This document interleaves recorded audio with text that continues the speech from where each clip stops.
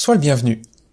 On se retrouve aujourd'hui dans la deuxième émission qui va parler des séries de Fourier, où je vais te parler des propriétés des polynômes trigonométriques.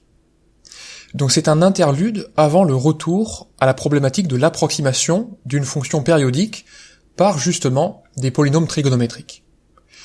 On va considérer A, un réel strictement positif, qui va être notre période, ainsi que, pour tout entier relatif n, la fonction en qui va de R dans C, et qui à t associe cette exponentielle. Et pour tout entier naturel n, on va considérer l'ensemble Tn qu'on avait introduit dans l'émission précédente, qui est l'ensemble des polynômes trigonométriques de degré inférieur ou égal à n. Mon but, aujourd'hui, c'est d'étudier un peu plus la structure de l'ensemble Tn. Puisqu'en fait, dans l'émission précédente, on avait démontré que Tn est un C-espace vectoriel. Mais en fait, on a mieux que ça. Je vais fixer un entier grand N, cette fois, une fois pour toutes, et je vais considérer cette application-là, qui va de Tn croix Tn dans C, et qui est un couple de polynômes trigonométriques associe cette intégrale. Et en fait, cette application, c'est un produit scalaire sur Tn. C'est-à-dire une application sesquilinéaire à symétrie hermitienne.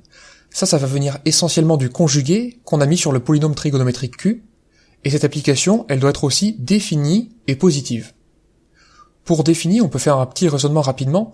Si on prend en fait le produit scalaire de P contre P, ça va faire l'intégrale de 0 à A du module de P au carré, et on va se retrouver face à l'intégrale nulle d'une fonction continue et positive, donc ça va impliquer que P vaut 0 sur 0A. Sauf que, en fait, comme P est périodique, P va être nul partout. Donc on a bien un produit scalaire sur Tn. Alors maintenant, réalisons un petit calcul. Je vais prendre deux entiers relatifs, compris entre moins grand N et grand N, et je vais calculer le produit scalaire de EK et EL, où EK et EL sont deux fonctions qu'on avait sorties à la base comme l'exemple typique d'une fonction de période A. Donc si on fait ce calcul et qu'on remplace par définition du produit scalaire, ça donne cette intégrale-là. Et maintenant, on peut calculer cette intégrale de plusieurs manières différentes. Alors peut-être que tu as l'habitude de séparer partie réelle et partie imaginaire. En fait, ça va dépendre de ton niveau d'étude. Moi, si tu me laisses tout seul, je vais tout simplement écrire que ça vaut ce crochet, ici. Avant de réaliser, avec effarement, que j'ai potentiellement divisé par 0. Donc je vais effacer ce crochet et procéder plus simplement à une disjonction de k.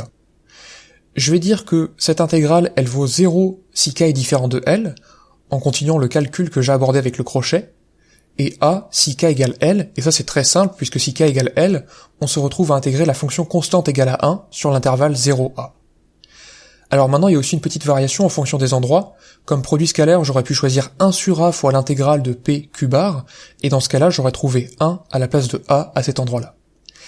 Quoi qu'il en soit, ça me permet de conclure que la famille En, c'est une famille qui est orthogonale pour mon produit scalaire, et que, en particulier, c'est une famille libre du C-espace vectoriel Tn, qui est en fait l'espace vectoriel qui est engendré par cette famille, donc finalement, c'en est une base orthogonale.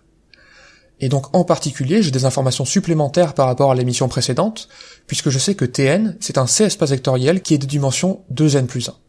Et en plus de ça, pour le produit scalaire qu'on a mis dessus, on en a récupéré une base orthogonale.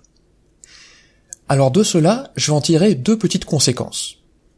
La première, c'est que je peux me demander, si je prends un polynôme trigonométrique, comme ceci, à quelles conditions ce polynôme trigonométrique va être à valeur réelle, puisqu'a priori, un polynôme trigonométrique, il est à valeur dans C. Alors ce que je vais dire, c'est que P de R est inclus dans R, ça équivaut complètement à dire que P est égal à P bar. Et donc, si je remplace P par son expression comme une somme, ça me donne cette égalité. Et maintenant, c'est aussi équivalent à cette égalité, cela en procédant à un retournement de compteur sur la deuxième somme.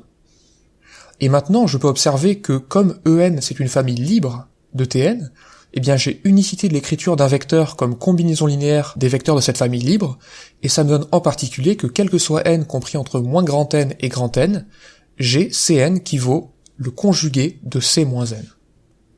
Et en fait, on peut vérifier que dans ce cas-là, la série qui s'exprime comme une combinaison linéaire d'exponentielles, on peut l'exprimer comme une combinaison linéaire de cosinus et de sinus.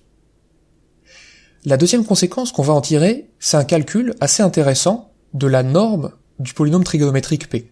La norme, c'est celle qui est associée au produit scalaire qu'on a introduit. En fait, je peux dire que la norme au carré, elle vaut la somme des normes au carré des Cn En, Parce que j'ai une base orthogonale, donc par le théorème de Pythagore, je peux dire que le carré de la norme d'une somme, c'est la somme des normes au carré. Maintenant, je peux faire sortir le Cn de la norme, et ça va donner cette expression-là. Sauf que maintenant, j'ai déjà calculé la norme au carré de En.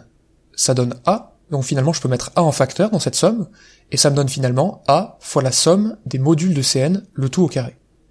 Et donc si je réécris cette chose-là, en remplaçant la norme de P par son expression comme une intégrale, ça me donne finalement que la somme des modules de Cn au carré, c'est 1 sur A fois l'intégrale de 0 à A du module de P de T au carré. Et cette égalité-là, elle est appelée égalité de Parseval. On la retrouvera très bientôt dans un cadre un peu plus général.